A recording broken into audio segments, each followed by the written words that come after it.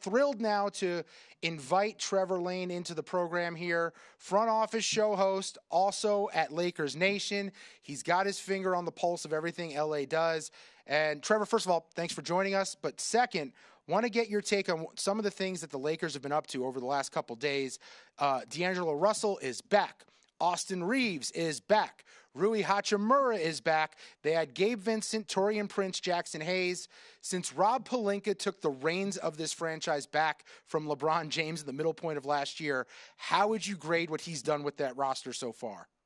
The front office has done an absolutely tremendous job. You look at the moves they made at the trade deadline and now the moves that they've made here this offseason, and they're all following one very consistent theme. They're looking for players that are in their mid-20s and that can defend and play with a bit of toughness. And we're seeing that be executed both, again, at the trade deadline and now again here. They held on to the players they wanted to retain, their core pieces, D'Angelo Russell, Austin Reeves, Rui Hachimura, keeping these guys in the fold, and then went out there and found some players. Taurean Prince gives you a very versatile wing, a guy who could defend multiple positions. You get Jackson Hayes, another young player, very bouncy. You needed another big. You could turn to him for a bit of upside there in the middle. And of course, Gabe Vincent, so tough, so crafty, a guy that is going to be a big-time playoff performer for you. We saw it against the Miami Heat. And again, bringing back the players that they did. I think it's been a phenomenal offseason and a great stretch from the Lakers offseason all the way dating back into the trade deadline. You mentioned the age, and I think that's interesting. I think that's the key because they had the summer a couple of years ago where they got Carmelo Anthony. They got really old. Was there an emphasis on getting these guys that are under 30 that are a little younger? Yeah, I think that's been a big part of the plan here. It's been getting guys that can contribute. They saw firsthand what can happen when you get a lot of guys who are pretty good historically over the course of their career. We talk about guys like Carmelo Anthony, like Trevor Ariza, like Wayne Ellington, the guys who have contributed as role players, Melo obviously being a superstar at one point. But when you try to rely on those guys past a certain age, you just don't know what you're going to get night in and night out. And that was a nightmare of a season for the Lakers. So there's been a conscious push to make sure they get guys that are a little bit younger, that are still in their physical prime, and can give them something as role players alongside LeBron and Anthony Davis. That worked out tremendously after the trade deadline this last year. And again, they're continuing on that theme right now. The depth worked a season ago as this team made a nice run into the playoffs, losing only to the eventual champions in the Denver Nuggets. They bring those guys back. They add a few more. The most surprising of the pieces they added to me, I don't know about you, but Gabe Vincent. I don't know. I didn't see that one coming. That surprised me. And then what surprised me even more was that they added Gabe Vincent but then kept D'Angelo Russell. Were you taken back by the fact that Vincent's addition didn't mean D'Lo was going to a different team? Yeah, Gabe Vincent was definitely a surprise. That was the out of the blue, whoa, where did that one come from? But it's not a surprise to me that D'Angelo Russell was the guy who stayed. Gabe Vincent makes sense as a replacement for Dennis Schroeder. Schroeder being that guy that can either start or come off the bench, is comfortable in either role. It made a lot of sense for the Lakers to bring Gabe Vincent in to be that guy, particularly when we look at in terms of the salary cap, what the Lakers could do. They had Dennis Schroeder was on a veteran minimum deal. What they'd be able to pay him was very limited. They would have to use one of their exceptions in order to give him anything more than just another veteran minimum contract. Whereas D'Angelo Russell, because they traded for him, and he was already on a $30 million deal, they had full bird rights on him to go well above the cap to bring him back in. So just logistically making it work in terms of building out the roster, it was easier to hang on to D'Angelo Russell instead of Dennis Schroeder. So I wasn't surprised that was the decision. I was surprised that Gabe Vincent wound up being the guy that they spent their full mid-level exception on. If you gave the Lakers true serum, the players, the coaches, people around the organization, and you asked them, hey, do you feel like Denver is walking around with your championship? Or do you feel like, we were 2-10, we made it to the conference finals, we had a great year? What answer would you get here from the Lakers? Yeah, I think it would be the latter. LeBron had a comment a while back about, Denver being, the best team that he's played against, and they were playing at just an extremely high level. They've been absolutely fantastic. So, every game in that series was close, but it was still a sweep. I don't think the Lakers are sitting around this offseason saying, man, that could have been ours. You think back to, say, 2021 with Phoenix in the first round, and Phoenix winds up going all the way to the finals. Anthony Davis gets hurt.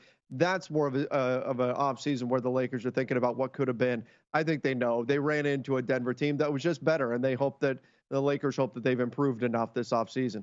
Trevor Lane, our guest, Lakers Nation, also the front office show, along with Keith Smith, does a great job. Want to get your thoughts on some of the other moves made around the association First of all, we should probably touch on the biggest news of the day, and that's waking up today and Damian Lillard requesting out of Portland. I'm sure you weren't shocked by it, but Portland's in an interesting spot now, Trevor. They can trade him to Miami. I think Brooklyn is another team on his list, but not sure how this thing's going to play out depending on what the package is coming back for Portland. How do you think this ends up getting resolved between Damian Lillard and the Trailblazers? I still think ultimately he winds up in Miami. I think that there is going to be a level of gratitude for Dame. You know, he's been there for so long. He's arguably the greatest Blazer of all time. I think they're going to try to get him where he wants to go, and it's pretty clear he wants to go to Miami. He wants to play with Jimmy Butler, wants to play with Bam Adebayo. Might require a third team coming in. I wasn't shocked that this trade request came in. I was shocked that it comes in a day after the Blazers agree on this massive contract with Jeremy Grant. 5 years, $160 million, and then Damian Lillard says, "Yeah, I'm out. Get me out of here." I don't know what that was all about necessarily, but the Blazers apparently are going to stick with that deal with Jeremy Grant. So we'll see what they can get in return for Damian Lillard to kind of rebuild this thing on the fly. But Jeremy Grant will be part of the fold now. I think they were hoping that contract was going to keep Damian Lillard around. The other team in LA fascinates me because it's hard to believe we're going in year 5 of Paul George and Kawhi, but it's tough. They never play. They never win. They're always hurt. You're too far in to go back. I don't know what kind of trade value George and Leonard would have. What do you think the Clippers' mindset is here going into the offseason? Yeah, we could be hitting a major inflection point here because Paul George and Kawhi Leonard will be eligible for extensions this summer.